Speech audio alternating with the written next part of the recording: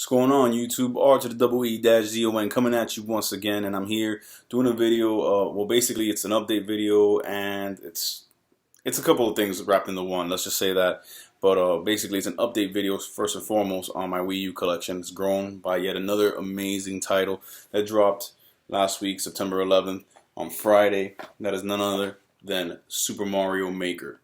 An incredible game, man, and if you guys have been following me for any amount of time, you guys may have realized in some of my earlier rants when I was making videos about how I didn't like a certain direction that Nintendo was going in with the Wii U and just with the company in general, as you know, over the last couple of months. This game I brought up and I said, yeah, this looks like it's gonna be a really fun game, but it doesn't look like it took a lot to make. You know, my initial impressions. You know, just getting a bunch of elements or assets from older Mario games and throwing them into one and giving the player the ability to manipulate them and create his own levels, which is fun. But I was like, yo, this is not the appropriate way to celebrate 30th anniversary of Mario. We would have much rather have a 3D Mario, and that still is the case. I would rather have a 3D Mario, but let me just say how wrong I was about this game and its depth and its amount of content. It's just an unbelievable package. I mean, you guys know. If you don't know, you must not be into video games that much, because I mean, this game has been pushed by Nintendo heavily. Commercials on WWE Monday Night Raw, commercials on Fear the Walking Dead, commercials in all these places where Nintendo is not known to normally advertise. They're advertising this game. I picked it up Friday morning. I was off on Friday, so I showed up at GameStop right before they opened. Had to stand in the back of a line of 12 or 13 people who already lined up there to get the amiibos. I was the only one there who was actually wanting to pay for something that I could put in my system and play now. Anyways, I got it, brought it home, got into it, and it was like crack. I straight up, by the end of Friday night, that same day, I had already put in about 8 hours. No lie.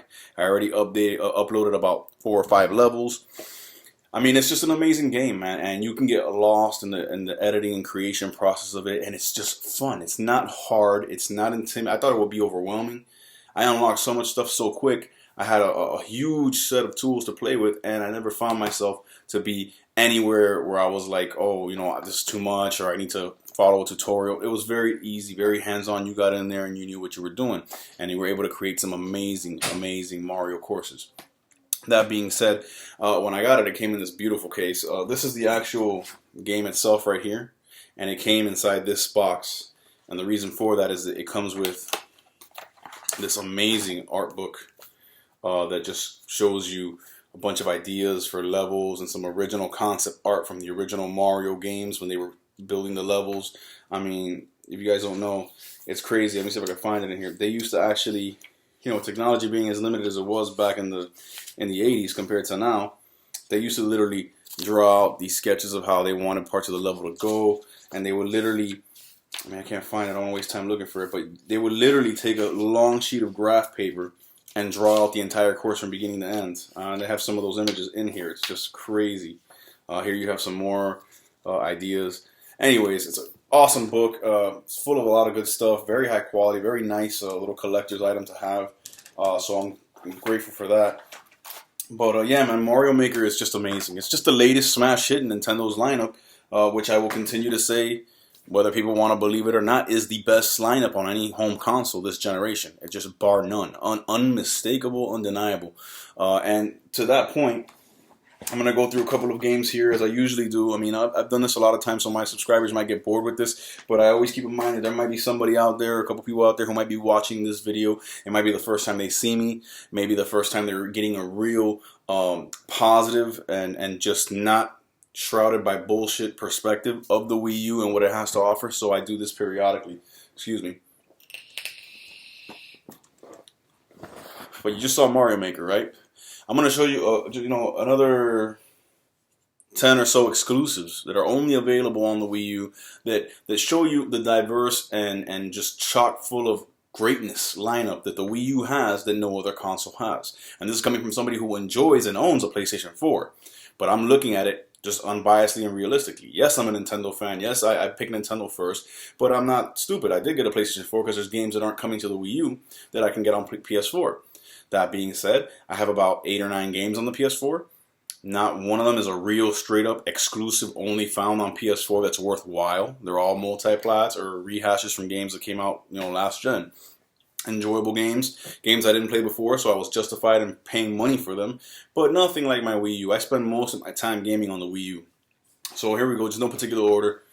Hyrule Warriors. This is, if you guys know the Dynasty Warrior style of gameplay, the Dynasty Warrior games. This is a mashup of the Dynasty Warriors universe with the Legend of Zelda. The Dynasty Warriors formula of gameplay with the Legend of Zelda universe, characters, music, weapons, unlockables, everything from the Legend of Zelda universe.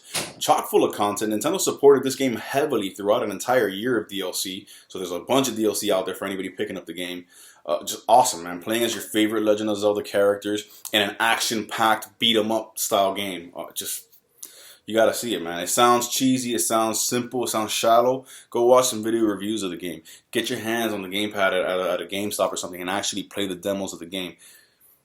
Great purchase, man. It's an amazing exclusive. Legend of Zelda Wind Waker HD. Now, this is a remake of the classic GameCube Legend of Zelda installment, the Wind Waker.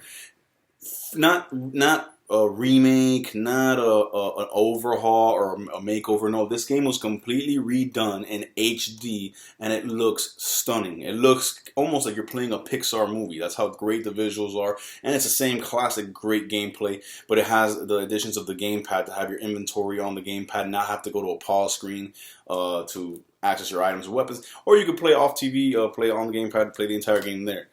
Amazing title. Donkey Kong Country Tropical Freeze, classic 2D, 2.5D side-scrolling platforming masterpiece. This is the template to build the best platformer anybody could ever build. It's Donkey Kong Country, that series. This is the third installment. There's Donkey Kong, I'm sorry, this is the second one. There was Donkey Kong Country Returns on the Wii, and Donkey Kong Country Tropical Freeze is the new one, which is this one. But the Donkey Kong Country franchise goes back to Super Nintendo, and it's the same great side-scrolling, platforming goodness, 1 to 2 players, amazing visuals, amazing soundtrack, and just, it's quite frankly one of the best gameplay experiences a real gamer can have. Next, Pikmin 3. We all saw the confirmation of Pikmin 4. Is it going to come to Wii U? Is it going to come to NX? I don't know, but the fact that Pikmin 4 is an actual reality and it's pretty much near completion, according to Shigeru Miyamoto, that is awesome. Pikmin 3, man, this is a real-time strategy game, but with Nintendo's flair and charm. Meaning the characters, the storytelling, and the gamepad usage, where you can actually control 3 different squads of Pikmin with 3 different team captains and actually all work together to achieve the goal, traversing these amazingly realistic looking and amazingly detailed environments. It's just an awesome game. You will get lost every time you play this game for a good 2 or 3 hours at a time. This isn't a 15-minute pick up and play, put it down casually. No, you start playing and you might have the intention of only playing it for a few minutes, and you'll sit there just engrossed in the story and then trying to find more fruit and trying to find more secrets and trying to progress the story, trying to see what happens to these 3 characters. Awesome, man. ZombiU. Now, I still consider this an exclusive to the Wii U because the piece of trash port that Ubisoft decided to just strip down of its main component, which was the gamepad, and put it a slightly higher resolution or slightly higher graphics on the PlayStation 4 and Xbox One, but taking away the gamepad, which is what makes this game epic. That's not even called ZombiU anymore. It's called Zombie, and it's trash. This is the real ZombiU, and this is the exclusive, and it is the definitive version because the gamepad, it's a horror survival epic where the gamepad gives you the most immersive horror survival experience, because when you're looking for your items or trying to select your weapon or whatever, it's not a pause screen inventory. It's a live inventory right there in your gamepad, but the action's continuing on the TV, so you can get snuck up on by a horde of zombies while you're looking for your weapons. So it's very tense. It's awesome. Next, Wonderful 101 and Bayonetta 2 Platinum Games entries on Nintendo's Wii U, and Bayonetta 2 actually comes with Bayonetta 1 bundled in, the definitive version of Bayonetta 1. So you get the entire Bayonetta saga, and you get the sequel, which is only available on Wii U, all in one package for the price of a normal game, a normal price of a game, $60. And then Wonderful 101. These are both frantic, high-paced action games. Amazing gameplay. Both very unique and different from each other, but they still have that fast and frantic stuff is going crazy, beating up multiple enemies. It's awesome, bro. Both of them are great. These 3 I'll show together because they're the best online gameplay experiences on the Wii U, and they're the best multiplayer games, bar none. Splatoon, Super Smash Bros., and Mario Kart 8. These three games are your best online options for multiplayer on the Wii U, and they're the most addictive multiplayer games across any console. Period. There's nothing on PS4 or Xbox One that is anywhere near as intense and as fun and as addictive as Splatoon, or as competitive and as suck the time away from your day as Smash Brothers, or as just freaking balls to the wall, crazy, frantic as Mario Kart 8. Just nothing, man. And there's DLC for both of these, and free content being released all the time for Splatoon. Splatoon continues to evolve and get better week after week, month after month, and it is by far, this right here, a lot of people consider the generation-defining game of this entire generation across all platforms. I happen to agree, because there's nothing like this anywhere. There's no game that takes something so familiar as the shooter mechanic and flips it on its head and makes a whole new avenue of gameplay out of it that's never been done before. Splatoon. And that's all I have out here for now, man. But I just wanted to show that off. I have more exclusives, actually. I have a couple more in the drawer. I just didn't bring them out because I didn't want to make the video too long. But yeah, man, the Wii U has such an amazing lineup, man. It's not even funny. On Mario Maker, I am literally getting notifications on the gamepad all the time. Boom, so-and-so played your level. So-and-so played this level you made. So-and-so gave a star to this level you played. So-and-so left a comment. I mean, I work at Origin PC, as most of you guys know. And, man, I didn't even know that many people with their own Wii U's. There's like 7 or 8 of us who have the game. And we're all in a group text. And every day we're sending each other course IDs. Hey, check out my course. I bet you can't beat it. Talking shit back and forth. And it's awesome, man. I literally, and I'll talk about this more when I do my Mario Maker review, but I literally decided the other day, I can't take credit for it though, because I listened to a couple of YouTubers that I really, really enjoy. Red Knight is one of them. Active Gamer Life. Mizza T, I think, has some great videos, some great ideas, by the way. And this idea was actually his, I believe. I was listening to a podcast. I think it was the Active Gamer Life podcast, the last one. And they were talking about Mario Maker, and Mizza T brought up a good point. He was like, hey, you can literally make your own Mario game. Now, I know that's obvious, but he literally said it in a way that I was like, dude, I'm going to, because I've made a bunch of crazy courses, man, and I put them on there. I'm having a blast. And I'm having a blast playing the community's courses, people's, created courses and trying to beat them and all that. But I was like, man, I'm going to literally take some time and make my own Mario game with this game. And I was like, you know what? They did Super Mario 1, so, the original Super Mario 2, Super Mario Bros. 3, Super Mario World. I'm like, you know what? I'm going to make Super Mario Bros. 4. And I'm going world by world. World 1-1, 1-2, 1-3, boom, creating different levels. The first level is very introductory, very easy, gets the player into it, and it ramps up difficulty as it goes. And I'm literally making my very own full-fledged Mario game. And I'm calling it Super Mario 4. So, I mean, just the fact that I can do that is awesome, man. And then people can play those levels, because all I got to do is clear them and upload them. Boom, that's it.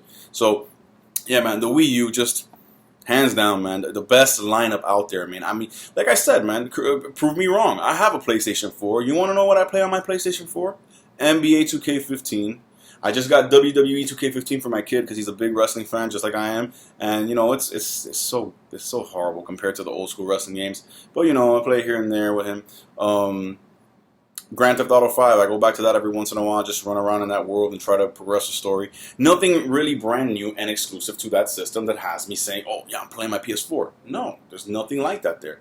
So, and Xbox One, the situation is not any different. Xbox One, you got Halo's coming out soon, and I don't know if that's this year or early 2016, but in any event, I mean, I've never been a Halo fan to begin with, and anything else other than that, they don't really have to keep me. So, I mean, the Wii U sitting there with Splatoon, Smash Brothers, Mario Kart, Mario Maker. We got Star Fox coming up. We got Yoshi's Woolly World coming up. We got Xenoblade Chronicles X coming up. So it's like, come on, man. It's just, the PlayStation 4 will continue to sell through the roof. The Wii U will continue to go for the most part unnoticed. It might get a little bump in sales now with Mario Maker and the holidays and Star Fox, and because Nintendo is gaining some momentum, and they just announced their new president, Kimishima, I think his name is. So we'll see how that goes.